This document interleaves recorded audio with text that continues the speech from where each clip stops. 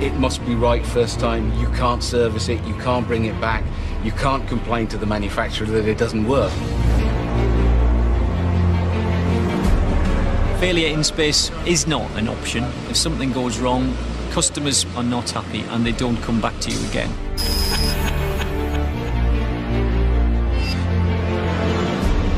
So what we've got here is the startings of the telecommunications satellite. We've got 7 smaller thrusters and we have a main engine which is fitted inside the cone.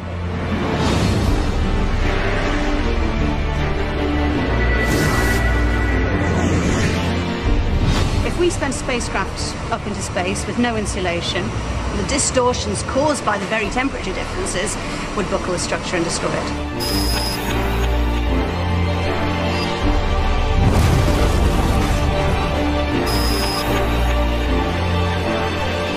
If the heart stops, the patient dies. If the quartz crystal stops oscillating, the satellite will die. If I say I work on satellites, what, you put the dishes on the walls, do you? They just don't understand that there's something up there as well in space. The moments leading up to the firing of our main engine is very tense.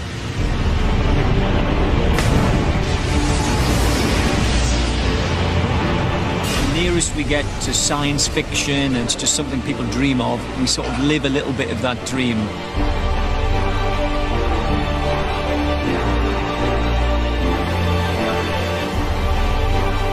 Space is incredibly special.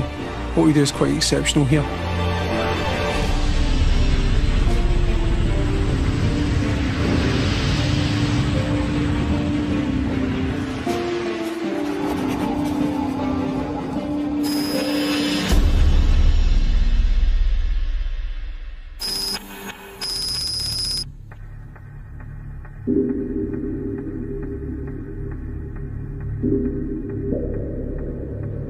After almost 2 years of precision engineering and costing over £100 million, a 6-ton telecommunications satellite is sitting on top of this rocket.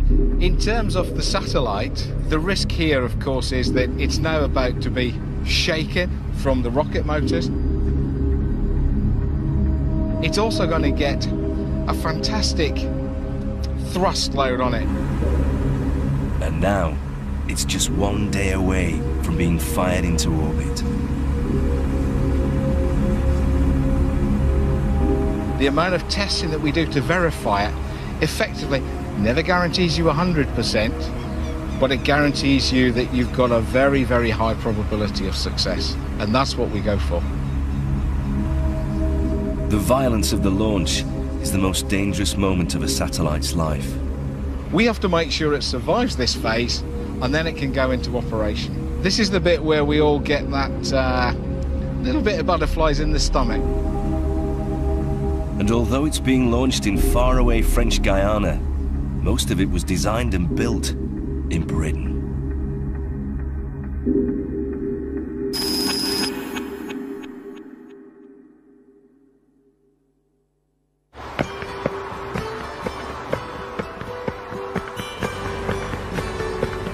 We're on the A1 heading south at the moment. It's about 7:45 in the morning. I've done this trip for the last 30 years. Bob Graham is a site director at Astrium, one of the biggest spacecraft manufacturers in the world. If people say to you, who do you work for, and I mention the name of the company, there's often a slightly quizzical look on the face. And then it becomes quite a surprise when you say, well, I work in the space industry. When the space race was at its height in the 1960s, the United Kingdom had virtually no space industry. Today, British engineers lead the world in satellite design and manufacture. Working in space is always something different, and there's not many people in the industry. So in the pub, when someone says, what do you do for a living? Say, I work in the space industry. They do give you a funny look.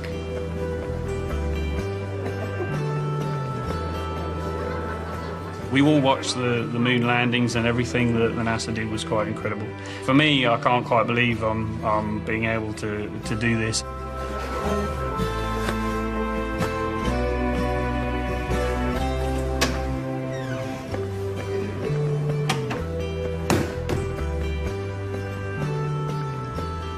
Yeah, we've known each other a long time.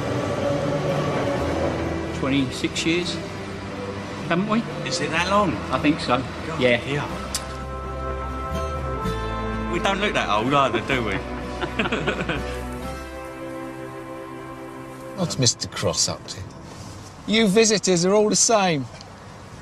Astrium have factories all across Europe, but employ around 3,500 people in the UK.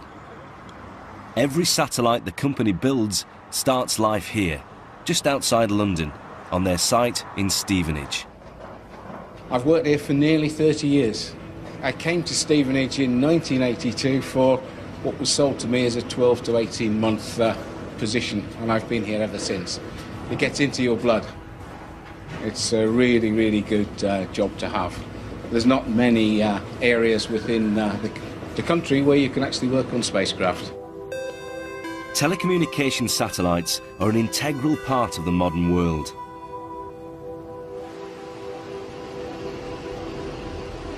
They allow us to send television pictures and communicate over vast distances using all of today's modern technology.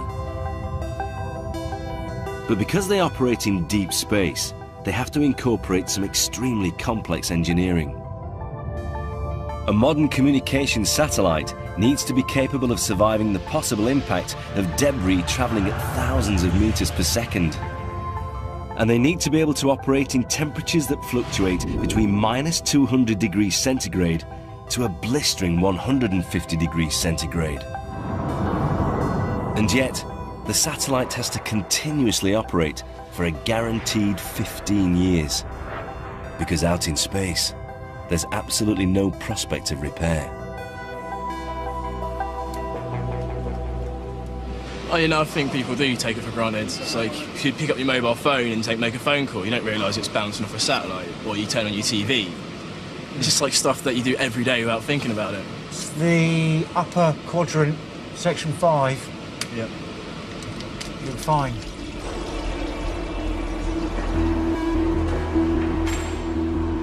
A modern telecommunications satellite can be over 5 meters high and 3 meters wide. Although astonishingly complicated, there are basically 2 distinct parts forming its main body. The mechanics and the electronics. The mechanics make up what's called the service module, and the electronics make up the communications module.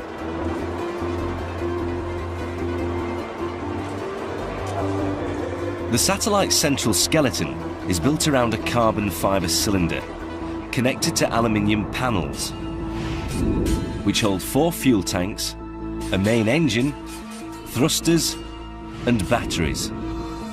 This is the service module. On top of it sits the communications module, which carries the satellite's complex electronic payload. Also added are solar arrays. Attached to the main body, they capture sunlight, which is converted into electric power, and antenna dishes that will transmit and receive signals from Earth. And by looking at different stages of the build, it's possible to understand how they're put together. From the manufacturing viewpoint, this is the beginning of the process. The build begins with a central core, the skeleton of the satellite. Strands of carbon fibre coated with resin are wound into a complex pattern to make the cylinder as strong and light as possible. When it's finished and vertical, it weighs just 20 kilograms and is ready for the next stage of construction. In here is where we produce our panels, our honeycomb panels. Aluminium skins, very, very thin skins, very lightweight. Low mass is key in terms of space, and we use aluminium because it's good structurally. The aluminium panels are attached to the central cylinder, forming more of the basic structure. John Richards has been building these for almost his whole working life. We're just putting the flight bolts into the SM floor, and that attaches the floors to the central structure. I'm not sure how many bolts, probably about 20 in each quadrant. I don't suppose really people just think of satellites as something that are up in space, orbiting round. I don't suppose they think of actually what goes into building them. You take your time because, I mean, as you're probably aware, these things are worth a hell of a lot of money, and it only takes us to make one slight mistake that could end up costing millions of pounds at the end of the day. Best thing about working here is the people like John and other people that have been here many years, always willing to pass on their experience and to help you out. After the basic structure is finished, the rest of the systems can be added. Once I've gone through my final testing, we have a big clean down, make sure it's particle free, ready to be accepted in the mix area. And I'll give them a shout, and usually that's it. I mean, it's very casual, it's just when you're going to be ready, tomorrow, whatever, and just hand it over to him. Satellites have to be built in extremely clean environments, because any dirt inside the moving parts can have devastating effects once they're in space. In fact, there are special areas of the factory that actually have fewer dust particles than you'd find in a typical hospital operating theatre. And in here, engineer Graham Viney and team leader Mick Atkinson have the tricky task of managing the assembly and integration of the fuel tanks, the pipework and the engines of the service module. We do get problems now and again, because when it's designed, it's all done on a model, and then when it comes down to us, it is quite a bit different in the real life, putting it together. And there's certain things that we know we can't do in the design because it just won't be able to be done on the shop floor. So what we've got here is the overall service module, or the startings of the service module of the telecommunications satellite. What you can see are 2 tanks of an eventual 4-tank propellant system. On the outside, in several locations, we've got 7 smaller thrusters, and we have a main engine, a liquid apogee engine, which is fitted inside the cone. The service module carries 4 fuel tanks, all placed around the central core. Each fuel tank can withstand an internal pressure equal to being over 200 meters underwater. The fuel is used for the satellite's engines. The main engine fires the satellite out into orbit after it's launched, and then, for the rest of its lifespan, the other 7 pairs of smaller thrusters will keep the satellite in its orbit. The fuel for all of these engines is delivered by one of the most explosive mixtures known to man: nitrogen tetroxide and monomethyl hydrazine, or NTO and MMH.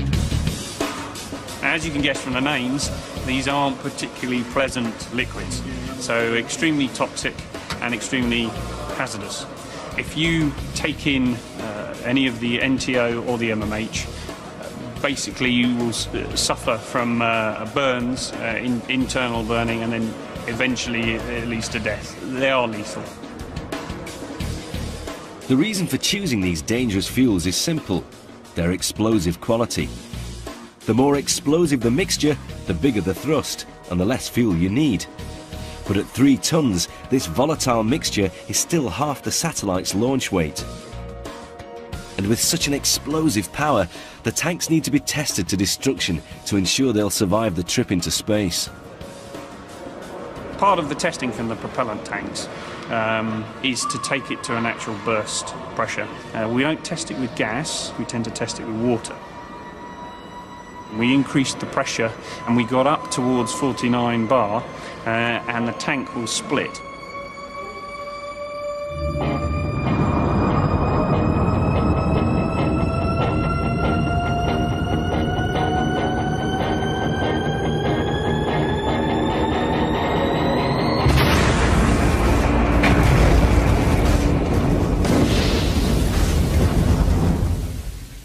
Although the tanks won't be filled with fuel until just before the launch, it's still delicate work fitting them. We're just about to install the third propellant tank into the structure. 2 are already installed. This is the third one. It is quite tricky, yeah. And it's worth a lot of money, of course, as well. About the price of a good house, actually, yeah. The propellant tanks are built from titanium because the metal doesn't react with the fuel in any way.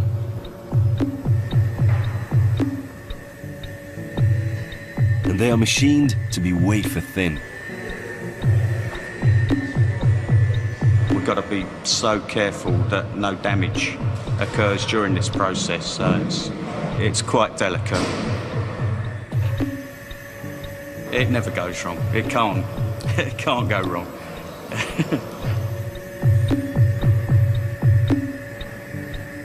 Yeah, it's quite a big operation in the tasks that we perform, so it's good to get it out of the way. We've got it off to a T now, and hopefully tomorrow we'll be putting the other tank in. It's the end of a successful day, and so with the tanks fitted, the next stage of the build will be adding the engines.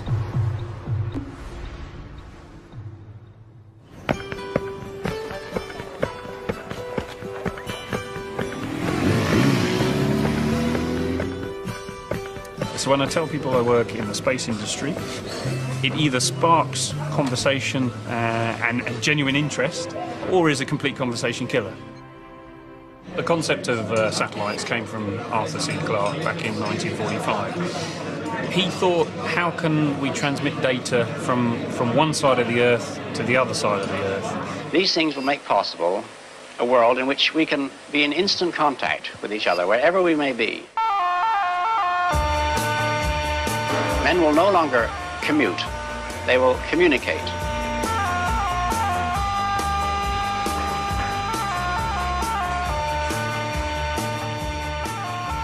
With the launch of Telstar in 1962, transmitting sound and vision across continents and oceans became a reality. They have acquired the Telstar, and Captain Booth puts his thumb up, and there is the picture direct from Telstar.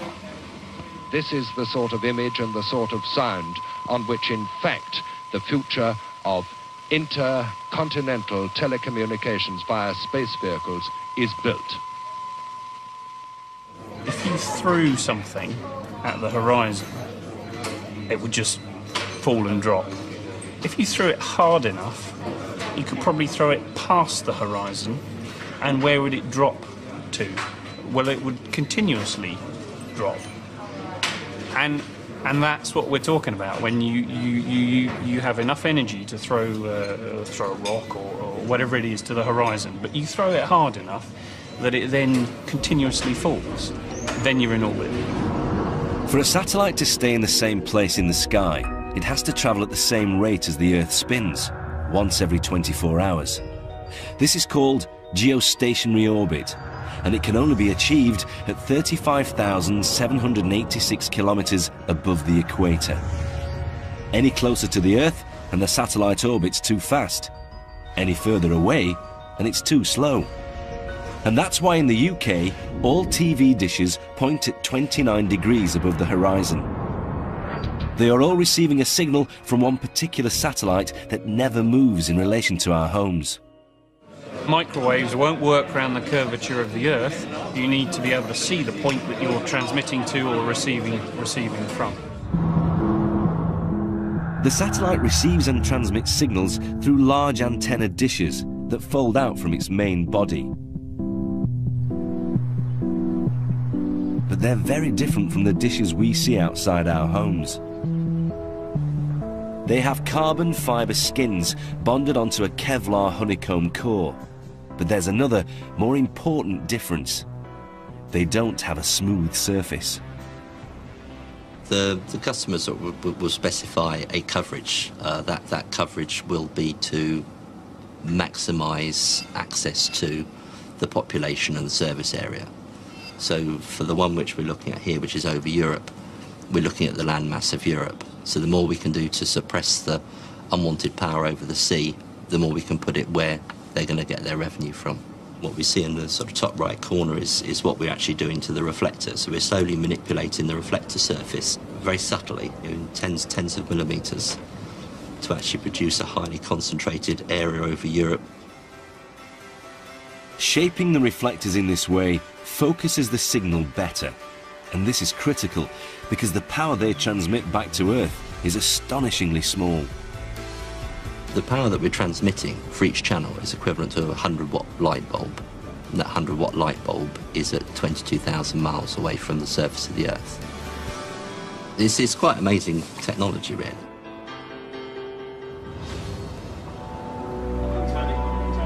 The satellite is kept in its correct orbit with a series of different sized engines. But given it weighs around 6 tons, it doesn't need the engines you may think. If you were to fit this engine to your car, you'd have trouble fitting in the 3 tons of propellant, but you may move it very, very slowly. It's not going to take off, but we're in space, so we can use this engine on a 6-ton satellite and move it through space because there's no friction, so it's relatively easy to do. Once in geostationary orbit, the smaller thrusters will take over from the main engine to keep the satellite in position. We have thrusters dotted around so that we can control the attitude of the satellite, to keep the antennas pointed, to keep the data flowing. We've got influences from the Earth, which is not a perfect sphere, so gravity will have an effect, and solar radiation from the sun. We have large solar arrays that will pick up from the solar radiation and slowly change the attitude of the satellite, and we need to fire a thruster to bring it back. These manoeuvres happen regularly, just to keep the satellite in its correct position. But at the end of its life, these small thrusters will use the last of the fuel to blast it even further away from the Earth and into a graveyard orbit, which will be its final resting place.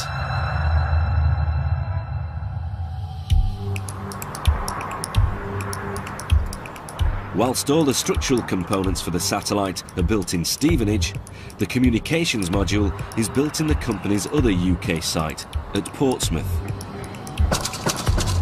Portsmouth's history is well known, of course, for the maritime aspects of Portsmouth, but actually for a long time, maybe associated with that, there's been a capability in defence electronics. More than 50 years this site has been here, and over the last 20 years we've seen this shift from defence electronics to, well, space.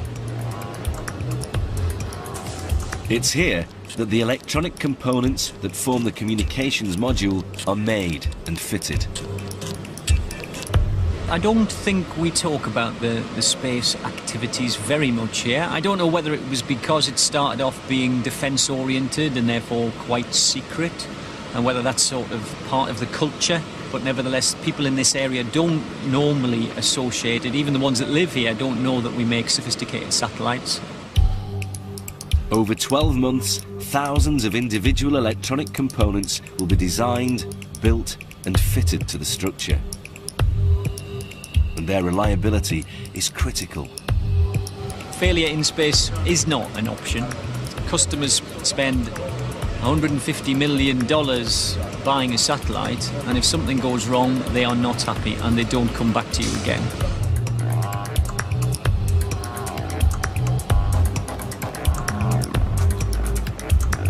This communication module is also known as the payload.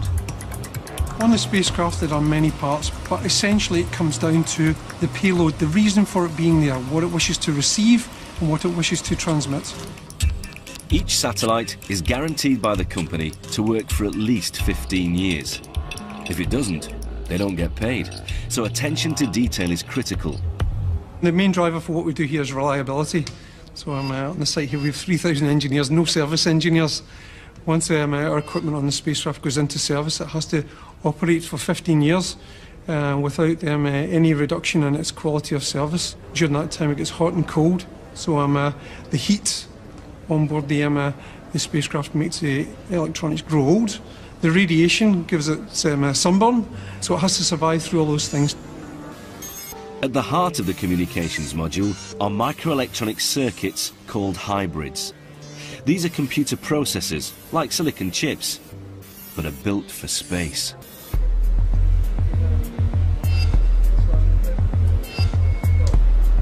The circuits are printed onto gallium arsenide, a semiconductor, and bonded onto a ceramic tile. Then they're connected with gold wire. I'm placing a 1 thou gold wire onto a substrate using a combination of heat, pressure and vibration. Each satellite is made up of around 20 kilograms of pure gold. It's 99.9% pure gold. So yeah, it's good stuff. Only the best. Pure gold is stable, doesn't degrade, and is an excellent conductor of both heat and electricity.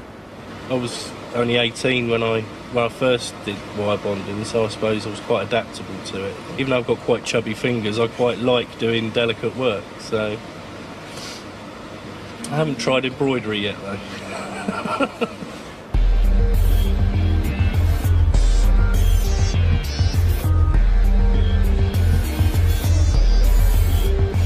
Once complete, the chips are incorporated into bigger electronic units.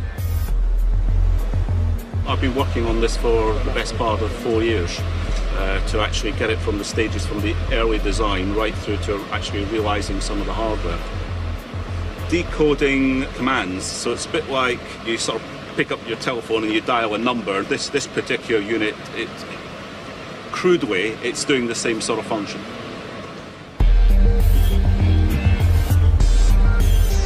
Then the components are tested again and again and again.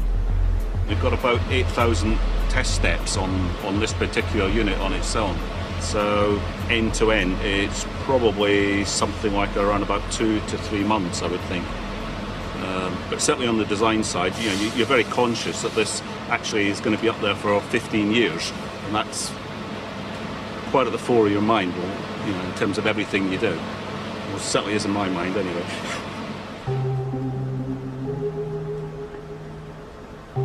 But not all the components inside the satellite rely on modern technology.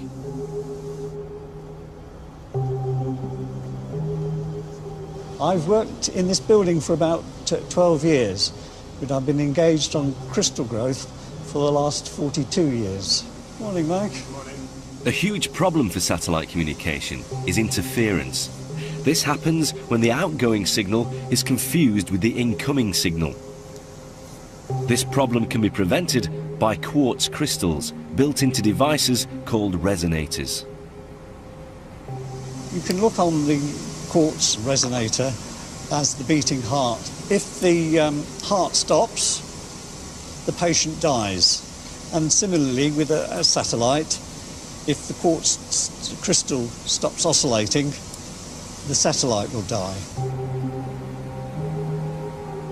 Oscillating crystals are used to control all the frequencies the satellite transmits. And the quality of the crystal is critical, because if there's any impurity, they won't work. This is a block of natural quartz that we purchased from a small company that uses quartz for crystal balls. Probably something like that would set you back somewhere between 10 and 20,000 pounds. Okay, Mike, you bring in the crane. Because Derek needs to ensure the crystal quality and supply, he originally used purchased crystals to provide seeds from which he grows his own.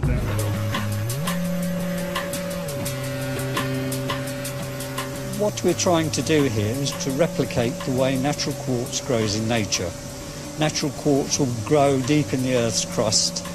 The difference is we're trying to speed up the process so we can complete the growth run in essentially a few months rather than a few thousand years. Over the next 3 months, under a high temperature and enormous pressure, crystals slowly form in a solution of caustic soda. We've been producing them for 25 years or so, and so far nobody has beaten them.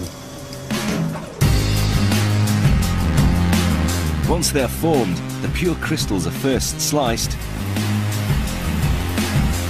then shaped, and finally polished until they are little bigger than a contact lens, before being incorporated into the satellite's electronics. Our crystals are the purest in the world, I can say with absolute certainty.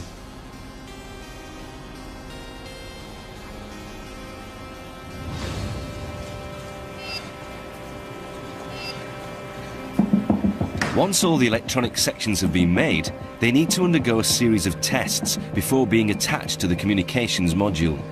My name's Gary Stankham. I've worked in vibration tests and mechanical tests at Astrium for 15 years now.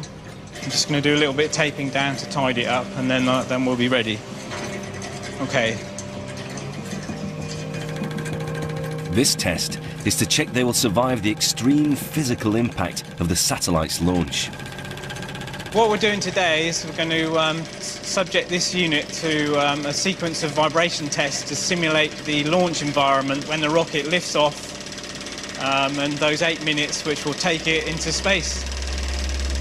It does get a fair old shake, so today we're going to subject it to a 20G vibration test, 20 times gravity. So anything in there will feel 20 times heavier. Every electronic component is tested in this way, sometimes to breaking point. It is a hard test, yeah. It's a thorough test, so it has to be. We have to ensure that everything is going to still be working once the unit gets into space. We do see failures, but not too often.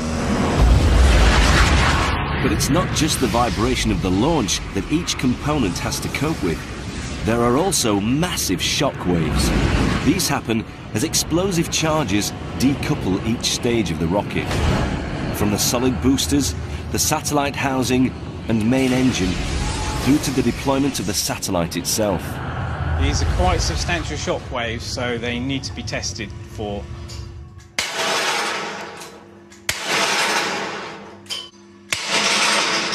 Okay, and that's the shock test. Once the electronics have survived all these tests, they can be fitted into the communications module. Ian Kilby started work as a technician over a decade ago, but he's now in charge of ensuring everything is connected correctly. When I moved up from technician to engineer, at that point you're no longer allowed to fit any equipment to the payloads. I do miss the hands-on side of things. I used to enjoy the challenges that waveguide and coax present to the fitters, and yeah, I do. Sometimes I do wish, on particularly bad days, I wish I was back down here on the tools and could not worry so much about things. At the moment, the communications module is in 2 pieces, and Ian has a brave attempt at explaining how it all fits together. Basically, the signal, when it's received from Earth, when the whole satellite's coupled, there'll be an antenna, a receive antenna on the top floor. The signal will come in, it goes through the equipment on the top floor.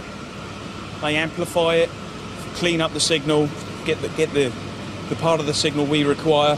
It then travels down through the payload, and there will be some equipment called MPMs which are not installed yet. It travels up through the switch network, goes up through the OMUX. Again, it's amplified again and harmonised a little bit more. Signals cleaned a little bit more again at the OMUX level.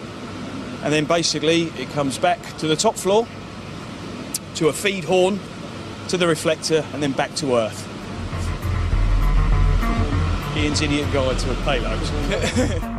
Modern telecom satellites can now transmit over 300 digital channels simultaneously. But just 20 years ago, they could only cope with 10 analog TV channels. And their speed of transmission, or lack of it, was apparent to everyone.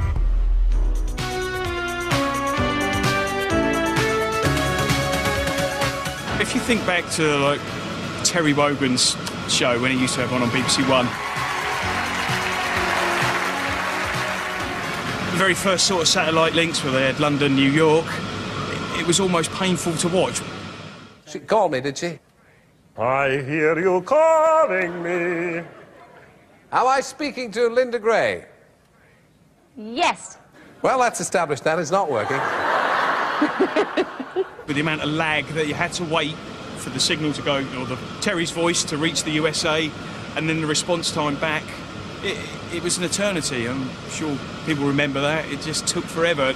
When we talk on satellite like this, you know, the miracle of sound, there's just a little second or two delay. So it's not that Barry's hearing has gone. It's a long way to Los Angeles. But now, with the speed of the processing power and speed of modern satellites, it's barely noticeable. It's, like I say, within a second.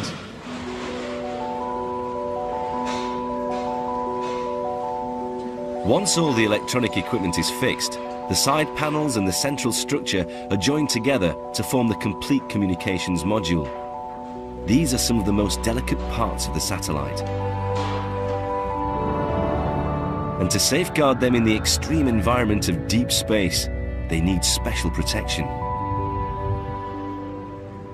My name's Katie Smith. I'm the thermal architect here, and I've been working here for just about 6 years. My job is the thermal design, the build, the test of the spacecraft. Deep space environment's incredibly hostile. It's incredibly cold, minus 270 degrees C, whereas the sun-pointing surface, which could be in the region of 150, if not more. And including on that, you're in a vacuum, so there's no convective environment. You can't reject heat like you would, for example, your cup of tea, when you blow on it, removes the heat, doesn't exist. And the satellite needs to be able to operate within these massive temperature differences. If we sent a spacecraft up into space with no insulation, it wouldn't work. You'd have one side with severe damage to the structure because of the sun's influence. You'd have possible panels dropping off. So the distortions caused by the very temperature differences would buckle the structure and destroy it. And the heat isn't just a problem on the outside of the satellite, because these extremes of temperature could be disastrous for all the onboard electronics inside. They can only operate between a cold minus 10 degrees to a warm 40 degrees. So to keep the internal temperature within this range, the satellite is wrapped in material called Kapton. Kapton is for high temperature layer. It's very robust. You can use it in an environment from minus 250 degrees C up to a continuous operating temperature of about 290 degrees C. I think the best way of describing it to a home product would be a quality street wrapper. It's difficult to tear, incredibly light. So for a space environment, it's hugely applicable. But Kapton can't protect the satellite on its own. What you're actually seeing here is a very thin deposition of aluminium. So here, when you can see the gold outer layer, it's not actually gold. What you're seeing is the vacuum deposited aluminium behind the Kapton, like that, giving it an amber or gold effect. The aluminium-backed Kapton forms a blanket, insulating the satellite and preventing heat being lost to deep space, while at the same time stopping the sun overheating the electronics inside. I know it seems kind of counterintuitive because you've got large amounts of energy coming in from the sun, but to balance it out and find a happy medium, you have to block some of the sun, dump some of the heat, and supply some heat internally. It's a really complicated juggling act. The Kapton blanket is the first line of defense at keeping the satellite at a reasonably constant temperature. But the electronics inside also create their own heat, and this too needs to be dissipated. To do this, some very clever engineering is also incorporated into the two large structural panels on the outside of the service module. A complex matrix of pipes act as massive radiators, dumping heat generated by the electronics and keeping the internal temperature constant. A heat pipe is a very, very effective method of moving heat from one local region to another. There's no working parts, no electricity required, so power-wise it's good. But unlike household radiators, these pipes contain ammonia because it boils and vaporizes at just the right temperature, 33 degrees centigrade. So what happens is, at one end, in the hot, high power dissipation region, what will be a liquid at that stage evaporates. The vapour then travels up the tube, up the centre of the tube, to the cold region, and at this region it condenses, it dumps the heat, and then travels back down to start the whole cycle again in the form of a liquid.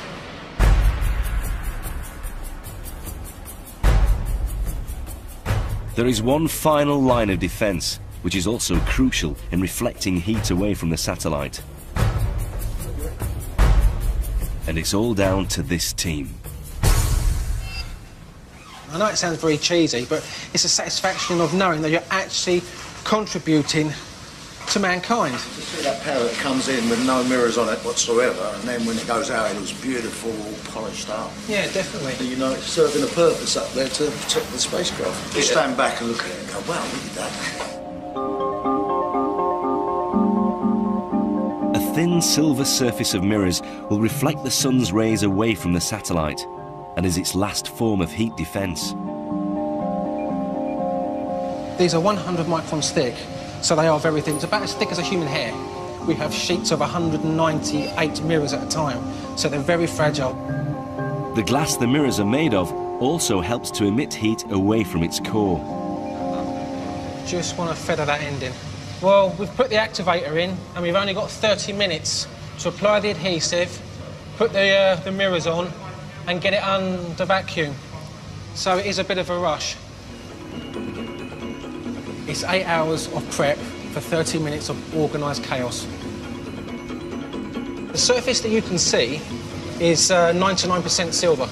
It's pure silver. And the back surface, the darker side, is nickel and chrome. It's called nichrome. And that is there purely to stop the silver from oxidising. If you remember, if you can think back to your grandmother's silver dinner service, when it goes black, these will go black, and they don't become reflective. That's it, we're done. In Portsmouth, Ian Kilby is putting the communications module through its final checks in a special room called an anechoic chamber. We're firing some microwaves at the payload to see if there are any leaks in any of our coaxial connections. So if you imagine the same signal is inside the payload, it's leaked around and it's coming out of a hole, it could in turn affect the input into the satellite and the output going out. So it could actually blind itself in effect with its own loop of RF signal. It's been quite catastrophic in the past to have EMC leaks because it actually interferes with the transmission that's coming from the comms module back to Earth. The chamber is designed to block out any radio signals from getting in or out. It's almost like taking a telephone towards a radio. When you're phoning the radio station, you get that big screaming squeal. In effect, not a screaming squeal, but obviously it has a similar effect on a telecoms payload. With the final testing complete, it's time to box up the communications module ready for shipping. It's always a nerve-wracking moment to pick up something of this value. It's all the fruits of our labours over the last few months. Lots of things potentially could go wrong. You know, we're picking it up with a crane, we have a failure with the crane, or something catastrophic could happen. Even when it's turning horizontal into the box, it's always quite a nerve-wracking moment. It's quite a large mass. After over 2 years of intense and complicated engineering, most of the work that takes place in the UK is done, and the modules are shipped to Toulouse in the south of France. It's always quite pleasing when you see another delivery going out the door.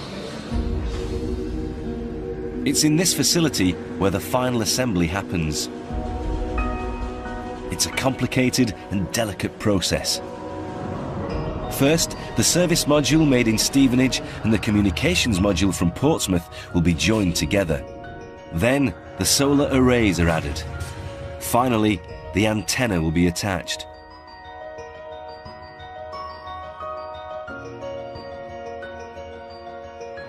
Graham Viney has escorted the service module to Toulouse.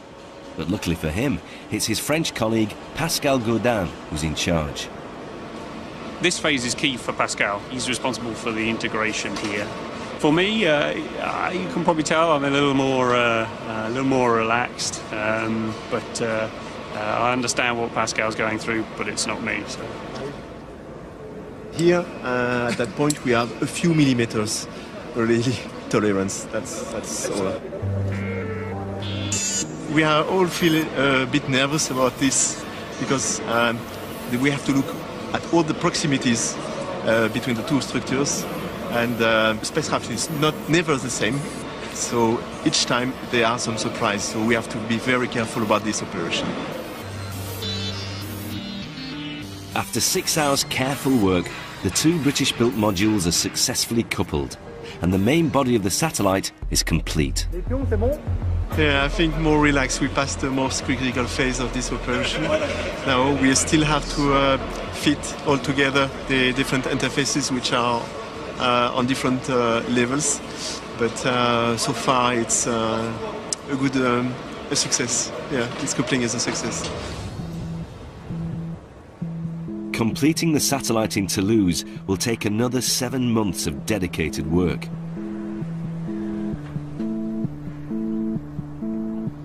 Although all satellites carry fuel for the engines, they are actually solar powered.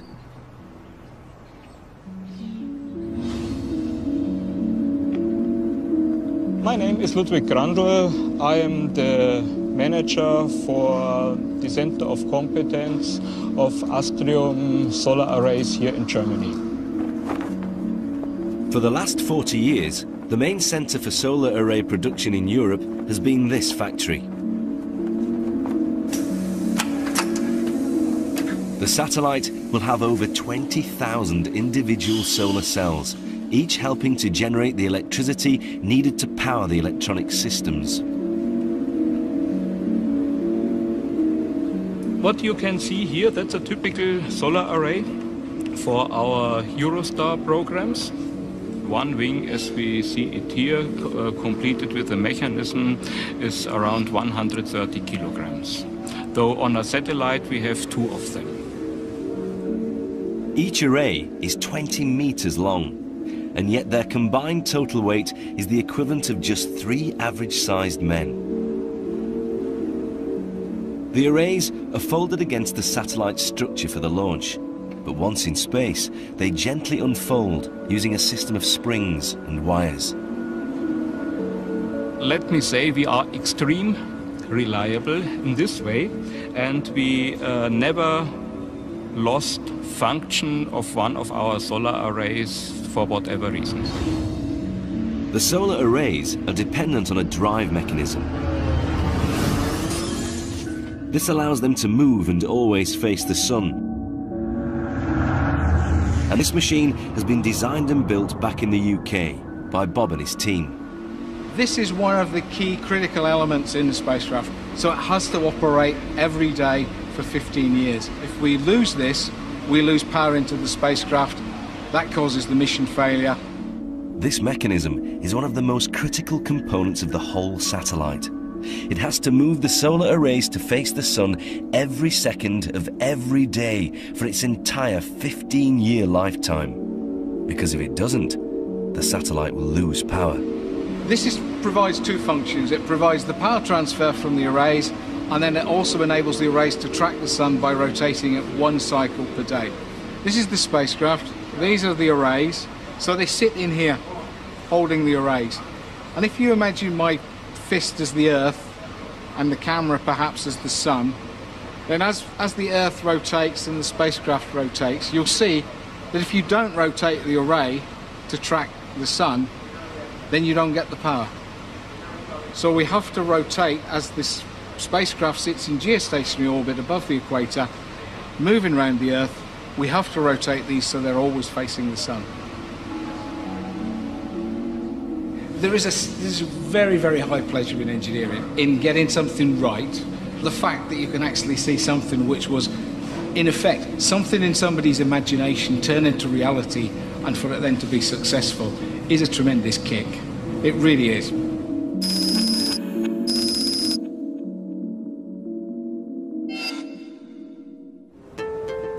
With everything fitted and tested, the satellite is carefully packed into a high-tech crate and sent by plane to the launch site.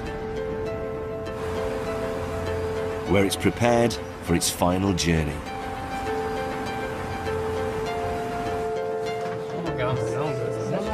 It's a tense time for the whole team. Well, we're in the satellite control centre, and this control centre takes over control of the satellite after it's separated from the launcher. It is critical, it is a crucial phase. Good line pressure to fire the thrusters. At the moment, this team here is running through a rehearsal. There's a computer simulating everything that the satellite does.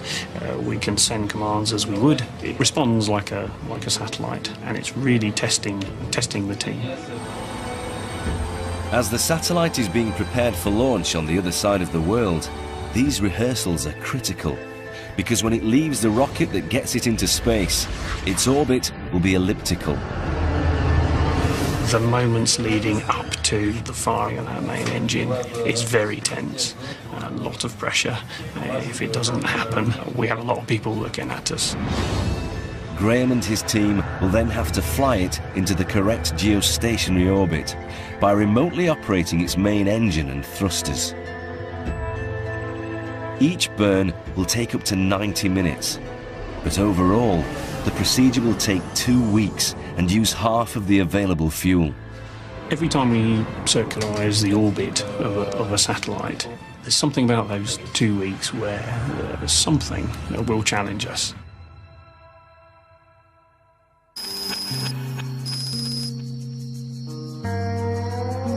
The launch day is fast approaching, and over 4,000 miles from Stevenage, Bob Graham is following the satellite's journey.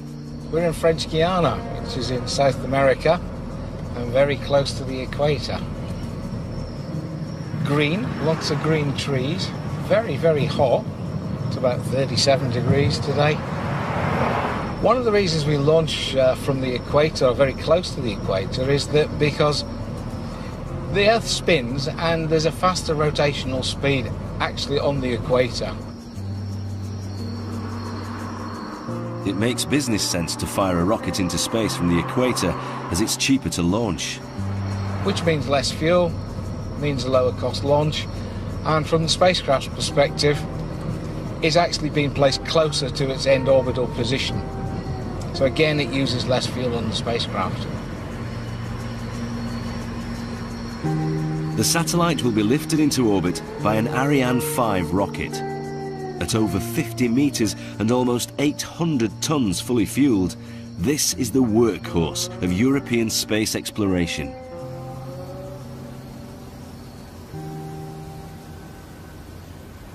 Our satellite is right at the top of the launch vehicle.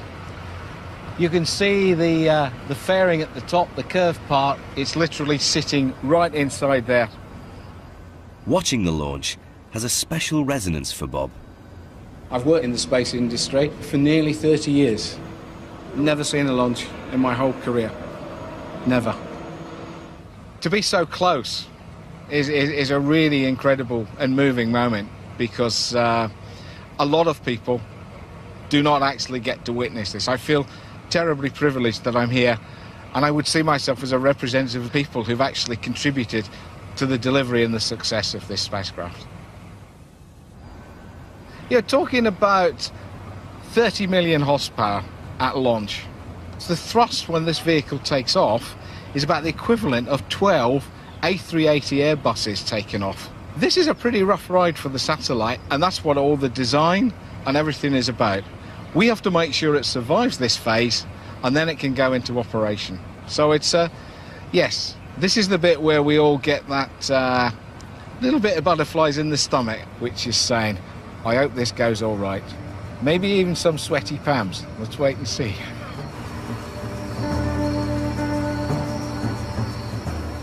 Later that day, the rocket is carefully rolled out to the launch pad. It's taken over 2 years, in excess of £100 million, and some exceptional engineering to get this far. And now, there's nothing Bob can do, except wait.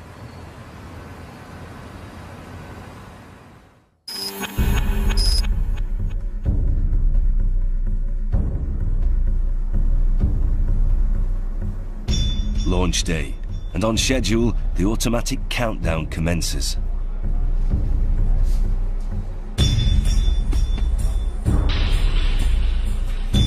At first, everything goes smoothly.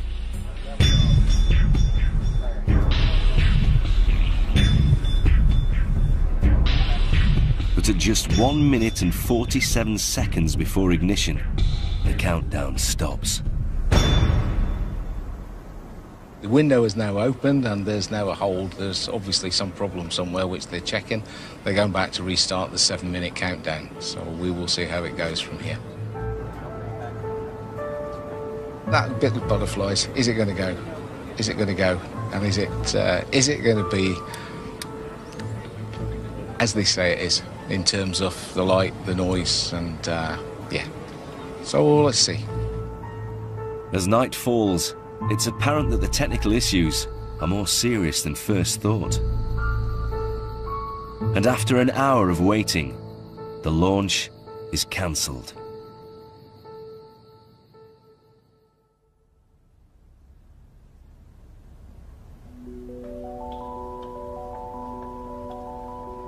The next morning, an initial investigation suggests a faulty fuel valve in the rocket caused the postponement. Here we are in Mission Control, Jupiter, the morning after. This is the place where that final decision was made last night to postpone it. As an engineer, I know this is the right decision. The decision made last night was the right one. But as a man, as a person, as a representative of a team, yes, there's an element of disappointment in there that it didn't happen. Space is difficult. It is about risk. It is about showing that our products are good and we can't afford to take the risks. But it will happen again, and maybe I won't see it, but others will, and I guess that's life.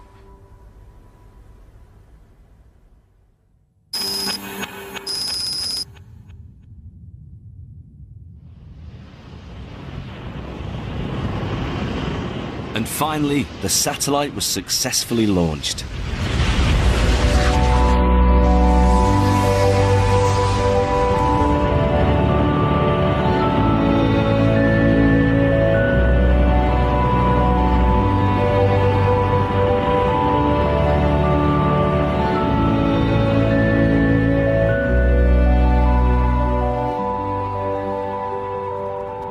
Today, 35,786 kilometers above us, the brand new communication satellite is now being prepared to broadcast pictures directly into your home. So keep watching the skies. From sketch to